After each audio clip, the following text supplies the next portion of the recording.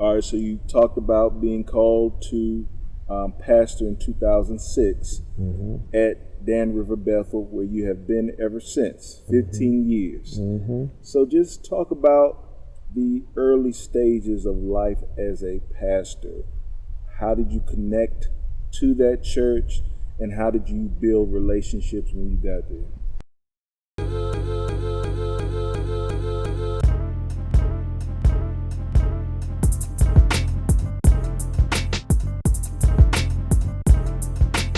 Okay, that was actually a challenge because I was young and I was single. And they are traditional Baptists, but they are great people. So they took the time with me and they were very patient. And what I actually did was my first couple of years there, just would get to know the people. And a lot of times they would ask me to dinner after church.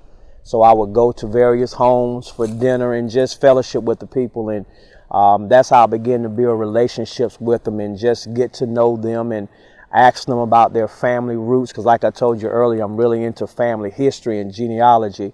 Just ask them what were their ties to the church and how they got to the church and everything. So just basically just learning to get to know the people and form relationships with them and building their trust. We just, like I said, going there being young and single, they just took me in.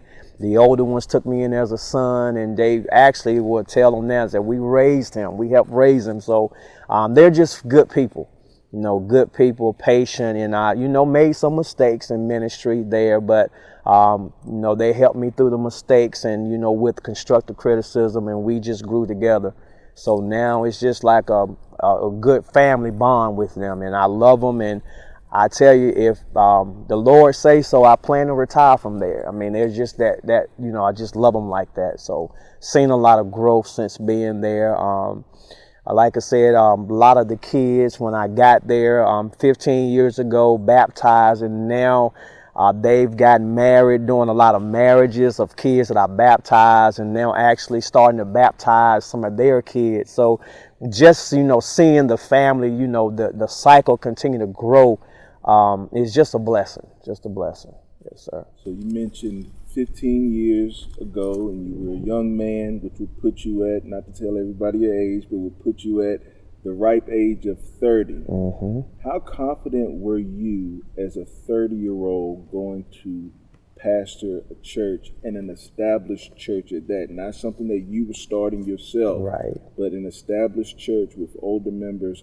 What was the confidence level like, and how, at what point did you realize that you really could do this?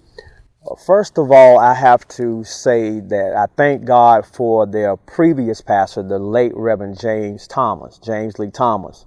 He had set a great foundation there, and I knew I had some big shoes to fill.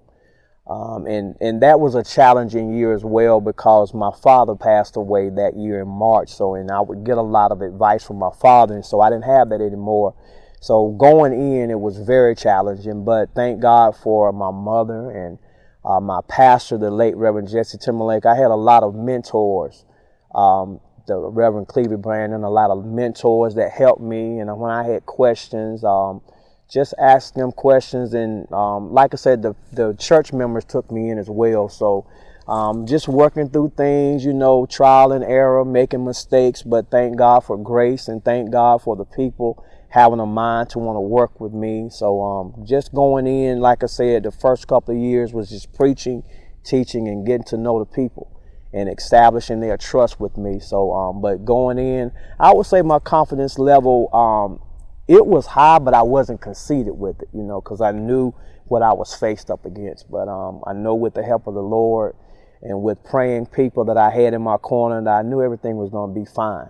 So, but looking back now, I wouldn't change anything. And that's Reverend Thomas from Rossboro? Yes, Reverend James Lee Thomas, yes. Used to be an educator in Person High School, SS coordinator, Person High School, and actually distant cousins, because my grandfather, we were related to the Thomases through my maternal grandfather.